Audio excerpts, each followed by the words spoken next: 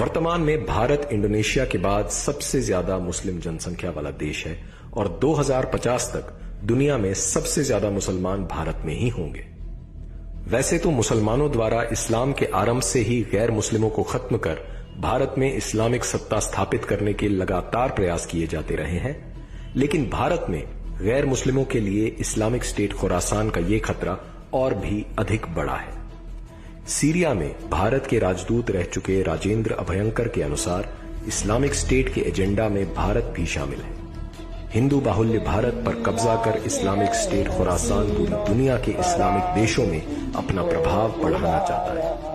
आए दिन पूरे भारत से इस्लामिक स्टेट खुरासान से संबंध रखने वाले आतंकवादियों का पकड़ा जाना इस बात का प्रमाण है कि भारत में इस्लामिक स्टेट खुरासान को मुसलमानों का पूरा समर्थन मिल रहा है। 2019-20 में दिल्ली में CAA और NRC के विरोध में हुए प्रदर्शन और दंगों का इस्लामिक स्टेट से गहरा संबंध था। इसका पता तब चला जब दिल्ली पुलिस ने दिल्ली के जामिया नगर से इस्लामिक स्टेट खुरासान के आतंकवादियों जहानज़ेब सामी और हीना बशीर बेग को गिरफ्तार किया।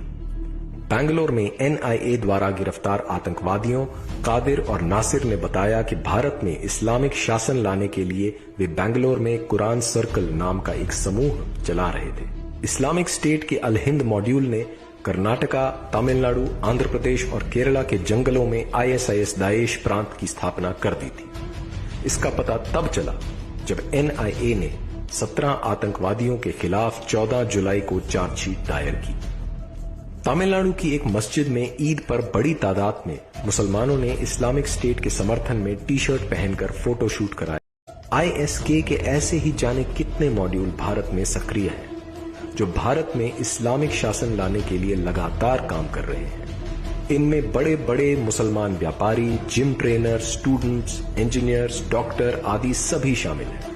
जिहादी विचारधारा वाले मुसलमान या तो सीधे सीधे इस्लामिक स्टेट में भर्ती हो रहे हैं या गुप्त रूप से इस्लामिक स्टेट के अपने एजेंडा को आगे बढ़ा रहे हैं। विशेषज्ञों का मानना है कि भारत में मुसलमान इस्लामिक स्टेट के लिए फ्रीलांस के तौर पर काम कर रहे हैं। अल्लाह की कसम, इस्लाम एक दिन के लिए भी अमन का मजहब नहीं था, बिलाशुबा इस्लाम किताब का मजहब है। इस्लामिक स्टेट खुरासान भारत में मुसलमानों को ऑनलाइन भर्ती करने के साथ साथ मुसलमानों को ऑनलाइन ट्रेनिंग और स्टडी मटेरियल भी उपलब्ध करवा रहा है। भारत में इस्लामिक स्टेट खुरासान की जड़ें कितनी गहरी हो चुकी हैं, इसे इस बात से समझा जा सकता है कि काबुल गुरुद्वारे हमले में भी भारत का मुसलमान मोहसिन उर्फ खालिद अल हिंदी शामिल था। अमेरिका के राष्ट्रीय सुरक्षा अधिकारी रहे रसल ट्रैवर्स ने एक प्रश्न के जवाब में कहा था, इस्लामिक स्टेट खुरासान ने भारत में आत्मघाती हमले। हम बाबरी मस्जिद का बदला लेने आएंगे, हम गुजरात के, कश्मीर के और मुजफ्फरनगर के मजलूमों का बदला लेने आएंगे। हम आएंगे, जरूर आएंगे, लेकिन तलवार लेकर आएंगे, तुम सबको ज़बाह करने आएंगे। कुछ समय पहले इस्लामिक स्टेट की समाचार एजेंसी अमाक ने भारत में इस्लामिक स्टेट की एक नई शाखा विलायह ऑफ हिंद स्थापित करने का दावा किया था। साथ ही साथ IS खुरासान लगातार हिंदू मंदिरों और हिंदू विचारधारा वाले नेताओं को भी टारगेट कर रहा है।